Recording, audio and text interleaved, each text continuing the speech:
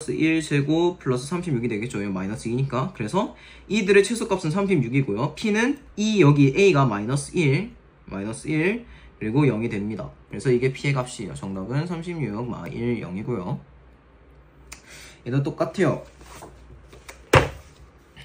자, 2점 A 마이너스 3, 2, B 4, 5 그리고 직선 Y는 X A 점 P에서 A P제곱, B P제곱 값이 최소값이 들어가는 점 P좌표를 구하시오 라고 했죠. 이거는 사실 어려운 게 없는데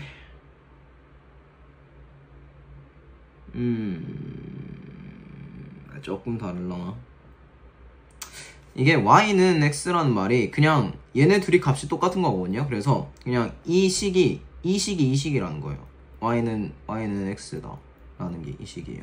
그래서 여기 마이너스 A 넣고요. 여기도 마이너스 A 넣고 쭉쭉쭉 계산해서 그러면 이렇게 나오고 이렇게 나옵니다. 얘네 아까랑 똑같이 값 구하고 마이너스 4, 플러스 4, 마이너스 4 나오고 또 얘네 또 그래서 얘네 또 빼고 그러면 4 나오니까 마이너스 4 곱하기 4에서 마이너스 16 되고 또 빼서 계산하고 하면은 짜잔 2 나옵니다. 왜냐? 여기서 4 하면은 또 사라지니까.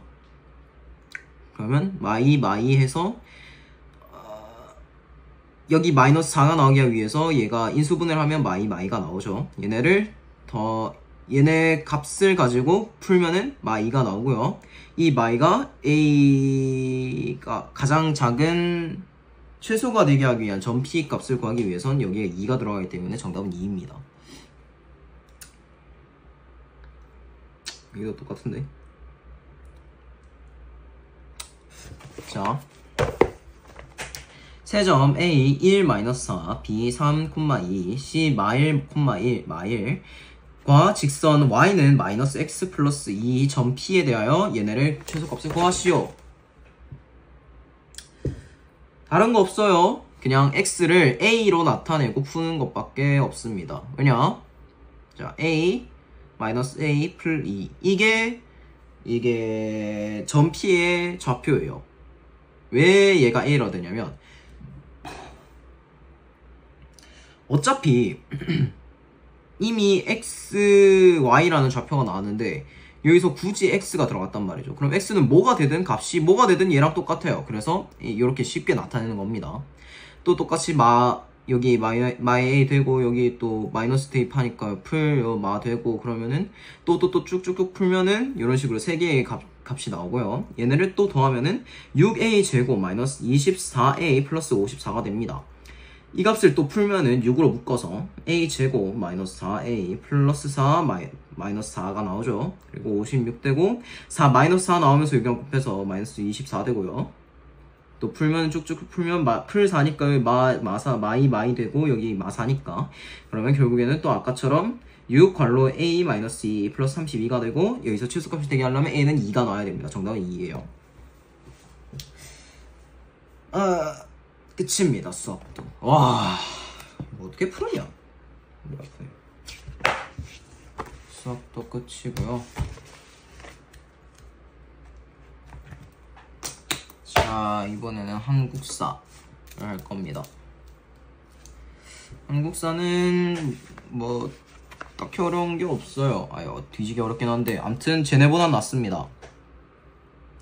자, 한국사는 자, 첫 번째 나오는 일제 식민 통치와 민족 운동에 대해서 할 거고요. 제국주의 질서와 일제 식민 통치 정책, 그리고 3.1 운동과 대한민국 임시정부, 민족 운동의 전개와 분화, 사회 문화의 변화, 대중운동, 독립국가 건설의 노력에 대해서 1단원에서 배울 거고요. 2단원에서는 대한민국의 발전에 대해서 배울 겁니다. 냉전체제와 대한민국 정부 승리, 그리고 6.25 전쟁과 남북분단의 고착화, 민주화에 위한 노력, 산업화의 성과, 사회문화의 변화 에서 배울 거고요.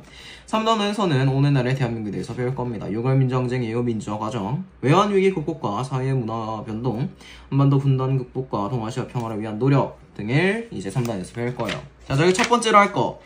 자, 일제 식민 운동 중에 제국주의 질서와 일제 식민 통치 정책의 20세기 전반의 세계에서 배울 겁니다. 가봅시다. 자, 20세기 전반의 세계에는 20세기 전반 인류는 두 차례 거대한 전쟁을 경험하였다. 아까 말했죠. 두 차례 거대한 전쟁은 제1차랑 제2차 세계대전밖에 없다고. 19세기 후반부터 제국주의 열강은 식민지 쟁탈전을 벌였고 이해관계에 따라 동맹을 맺었다. 이러한 상황 속에서 각국의 대립과 갈등이 심화되어 제1차 세계대전이 발발하였고 이 전쟁은 영국, 프랑스, 미국 등이 가담한 연합국의 승리로 종결되었다. 자, 제1차 세계대전 승리는 누구? 영국, 프랑스, 미국이 가담한 연합국이라고 합니다.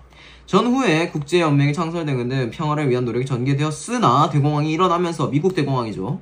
일어나면서 전체주의가 확산되었다. 독일, 일본 등은 적극적인 대평창을 감행하였고 이 과정에서 제2차 세계대전이 발발하였으며 독일과 일본이 패망하면서 마무리가 되었습니다. 결국에 또 미국이 이겼어요. 왜냐? 독일은 그냥 쓸렸고요. 일본은 핵폭탄 쳐맞고 뒤졌습니다. 자, 좋아요. 다음. 자, 저희가 볼 거는 이거는 짧게 나온 거고 정말 간략해서 나온 거고 저희는 이제 제1차 세계대전부터 제2차 세계대전 끝부락까지 갈 겁니다. 자, 1914년부터 1918년까지 제1차 세계대전이 벌어졌고요. 이 사이에 러시아 혁명도 일어났습니다. 제2차 세계대전과 러시아 혁명, 식민지 쟁탈 과정에서 독일은 영국, 프랑스와 충돌하였다. 슬라브 단결을 내세운 러시아는 발칸반도의 세력에 뻗쳤고 게르만족 단결을 표방한 독일, 오스트리아, 헝가리 제국과 대립하였다. 이런 상황에서 사라예보 귀족이 죽는 사건이죠. 계기로 제1차 세계대전을 발발하였고 전쟁은 영국, 프랑스, 미국이 주축이 되는 연합군의 승리로 막이 내렸다. 한편 정치적인 러시아는 레닌이 이끄는 사회주의 혁명이 일어났고 이후 러시아는 전선이 탈하였다. 결국에는 러시아는 지들끼리 처망해서 없어졌어요. 자, 이게 러시아 혁명의 이유고요. 자, 이 세계대전이 끝난 이후 1919년 파리 강화 회의 개최와 3.15 운동이 일어났죠. 1921년 워싱턴 회의 개최도 되었고요. 전후 세계 질서가 재편되다 제1차 세계대전이 끝나고 전후 문제 처리를 위해 파리 강화 회의가 개최되었다. 그 결과 전승국의 이익과 패전국에 대한 응징을 반영한 베르사유 조약이 체결되었으며 이 회의는 미국 대통령 윌슨이 제안한 14개의 평화 원칙을 토대로 하였다. 그 중 민주차별주의는 약소민족의 독일운동에 큰 영향을 끼쳤으며 열강은 워싱턴 회의를 통해 동아시아 지역에 대한 열강의 이해관계를 조성하고 해군 군비 축소에 합의하였다. 뭔지 모르겠지만 일단 미국 대통령 윌슨이 제안한 14개의 조의 평화 원칙을 토대로 하였다는 것 정도는 외워둡시다. 그 다음, 자, 대공황 시기입니다. 1929년에 미국 대공황이 일어났고요. 이로 인해 1931년에 민주사변이 발발하였으며 1937년에 중일전쟁이 발발했습니다. 자, 대공황. 미국에서 시작된 대공황이 전 세계를 덮쳤으며 미국의 뉴딜 정책, 영국의 블록 경제 등 각국의 대공황을 극복하는 노력이 이어졌다. 그러나 경제 기반이 빈약한 이탈리아, 독일, 일본에서는 전체주의가 확산되었으며 침략 전쟁을 통해 이를 극복하고자 했다. 미국 대공황이 이만한 그 미친듯이 연금을 뽑아내면서 화폐가치가 존나 줄었죠. 그로 인해 미국 대공황이 벌어졌고 그로 인해 미국 경제가 박살이 났습니다. 근데 미국이 중축이 되던 그 경제 시기에 미국이 막 아작났으니 다른 나라들도 다 같이 패망했겠죠. 그 다음에 이제 1938년에 일제국가 총동원법이 제정되었고 1939년에 제2차 세계대전이 발발했습니다. 자, 2차 세계대전. 독일, 일본, 이탈리아는 삼국 방공협정을 계기로 추축국을 형성하였고 대외 침략을 본격화하였다. 씨. 독일은 독소 불가침 조약을 체결한 후 기술적으로 폴란드를 침공하였고 영국과 프랑스가 독일을 선전포고하면서 제2차 세계대전이 발발하였다. 목이 존나 아파요. 1941년 아시아 태평양전쟁이 발발했죠. 일본의 침략전이 확산되다 만주사변 이후 만주국을 수렵한 일본은 루고우차오 사건을 빌미 뭔 사건이야 이씨 중국이야? 사건을 빌미로 중일전쟁을 일으켰다. 중국의 주요 도시를 장악한 일본은 자원을 확보하고자 동남아시아 방면의 시공을 확대했으며 미국 전쟁 물자를 수출을 금지하여 압박하자 일본은 하와이 진주환을 기습 공격하여 아시아 태평양 전쟁을 일으켰다. 와, 목 존나 아파. 자, 이때 진주만을 습격했고 이때 미국이 개빡 돌아가지고 일본한테 핵폭탄을 쏴요. 왜냐하면 일본은 배에 대한 전쟁이 뒤지게 센데 일본은 그게 아니라 미국은 그게 아니란 말이죠. 그래서 미국이 안되겠다 핵폭탄 쳤어야겠다. 그래서 일본이 두 방 딱딱 맞고 쓰러졌습니다. 깃발 흔들었죠. 그래서 독일과 일본이 패망하면서 마무리되었습니다. 목 아파. 와. 자, 좋아요. 자, 과학! 마지막인데, 과학은 뭐 할 거냐? 자, 과학 1단원 변화의 다양성. 자, 처음에는 환경 변화와 생물 다양성, 우리 주변의 변화에 대해서 배울 거고요. 환경 에너지 2단원입니다. 1번은 생태 환경, 그리고 2번은 에너지를 배울 거고요. 3단원 과학과 미래 사회. 1단원은 과학의 유용성과 데이터의 활용, 2단원은 과학기술의 발전과 윤리에 대해서 배울 겁니다. 자, 저희는 일단은 변화의 다양성에서 배울 거고요. 이 변화 생물 다양성은 첫 번째, 지질시대의 환경과 생물 변화에 대해서 배울 겁니다.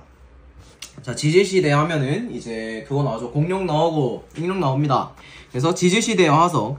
지구에서는 크고 작은 지각 변동이 일어났으며 다양한 생물이 출현하거나 멸종하는 수많은 변화가 일어났다. 지구가 탄생했을 약 42억 년 전, 현재까지는 지질시대라고 하며 지질시대에 살았던 생물의 유해나 흔적이 지층층에 남아있는 것을 화석이라고 한다. 화석 연구를 통해 지층의 생성 시기와 환경, 생물의 진화 과정 등 지구의 역사를 이해할 수 있다. 특히 지구 환경의 급격한 변화로 인해 생물계의 변화는 지질시대 구분은 중요한 기준이 되었다. 지질시대는 화석이 매우 드물게 발견되는 선캄브리아 시대와 화석이 비교적 많이 발견된 고생대, 중생대, 신생대로 분류되어 있다.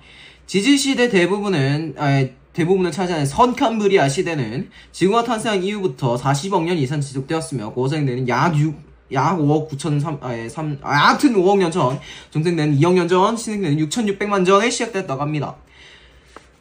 와, 선캄브리아 시대 뭐냐 저거. 아무튼간에 자, 총 4개의 시대가 나왔죠. 선캄브리아 시대 하나, 고생대 하나, 중생대 하나, 신생대 하나 나왔죠. 선캄브리아 시대에는 지층에는 화석이 많이 발견되지 않아 당시의 환경을 정확하게 알아내는 게 매우 어렵답니다. 최초의 생물이 출현한 이후 광합성을 하는 남세균 등장으로 바다에 어쩌고저쩌고 해서 선캄브리아 시대에는 지층에는 스토로마 톨라이트 마더프. 자, 이게 스토로마 톨라이트라고 합니다. 퇴적물이 여러 개의 층을 이루는 구조로 남세균의 활동으로 만들어졌다고 합니다. 발견되며 대표적인 화석으로는 오스트레일리아에서 발견된 에디아키라 생물군의 화석이 있다고 합니다. 얘가 에디아키라 생물군이래요. 얘가 남세균이고요. 그 다음 고생대. 단단한 껍데기와 뼈를 가진 해양생물들이 많아졌으며 사면측과 완족 같은 해양 무척추 동물이 번성했다고 합니다. 오존층이 형성되어 강한 자외선 차단하면서 생물의 육지로 확장되었으며 바다에는 어류가 번성하고 육지에는 양서류와 거대 곤충, 양치 등 식물들이 번성하며 생물의 종류는 더욱더 다양해졌다고 합니다. 아씨, 또 보이네. 목말라. 자, 일단 초대륙인 판기아가 형성되고 기후가 한랭해지는 환경이 급격히 변해 사면충을 포함한 많은 생물이 멸종하여 생물의 종류가 크게 감소했다고 합니다. 중생대에는 판기아가 분리되어 생물 서식지 환경이 다양해졌다. 또 화산 활동이 활발하게 일어나 대기 중 이산화탄소 농도가 증가해 온실가가 커짐으로써 전반적으로 기후가 온난했다. 육지에는 은행나무와 같은 거시식물과 육상 파충류인 공룡이 번성했으며 바다에서는 해양 파충류와 암모나이트가 번성했다고 합니다. 목 아파. 신생대에는 요 근래죠. 빙하기와 간빙기가 여러 차례 반복되었으며 대서양이 넓어지고 수륙 분포와 현재와 비슷해졌다고 합니다. 화폐석이 번성했고 육지에는 멤머드 같은 포유류가 속시식물이 번성했다고 합니다. 그리고 이때 인류 조상이 발견됐대요. 자, 이 많은 시대 때 지구상에 살았던 생물 중 많은 종류가 짧은 기간 동안 한 번에 사라진 사건을 생물 대멸종이라고 합니다. 말 그대로요, 다 죽었어요. 그 시대마다 살아남을 수 있는 애들 빼고 다 죽었어요. 그걸 생물 대멸종이라고 합니다. 특히 고생대 말과 중생대 말은 생물의 종류가 크게 감소했으며 다음 활동을 하면서 생물 대멸종의 원인과 그 이후의 변화를 설명하는 여러 가설을 알아보자. 이 생물 대멸종이 발생하는 이유 중 가장 뚜렷한 세 개가 운석 충돌설, 화산 폭발설, 수륙 분포 변화설이 있습니다. 운석은 맞았으니까 죽을 거고요. 화산 폭발은 얘네가 터지면서 주변은 죽을 거고 연기 때문에 온도가 낮아지면서 못 견디는 애들은 다 죽겠죠. 수륙 분포는 그냥 땅이 갈라지면서 지들끼리 죽는 거예요. 자, 지구 환경은 화산과 지진 같은 지각 변동, 대륙 이동에 의한 수륙 분포와 해수면의 변화, 기후 변화, 운석 충돌과 같은 다양한 요인이 변화된다. 특히 급격한 환경 변화는 생물 대멸종의 원인이 되기도 하지만 같은 환경 변화라도 이에 적응한 생물은 다양한 종을 진화하며 밉전한 생물을 대처할 번성할 기회를 얻는다. 그 결과 오늘날 지구상엔 다양한 생물이 분포하고 있다. 말했죠, 아까 적응한 놈들은 살아남는다고. 그게 바로 생물 대멸종의 장점이자 단점이에요. 그렇게 이제 생물의 진화 전까지 과학도 끝이 났습니다. 끝났다!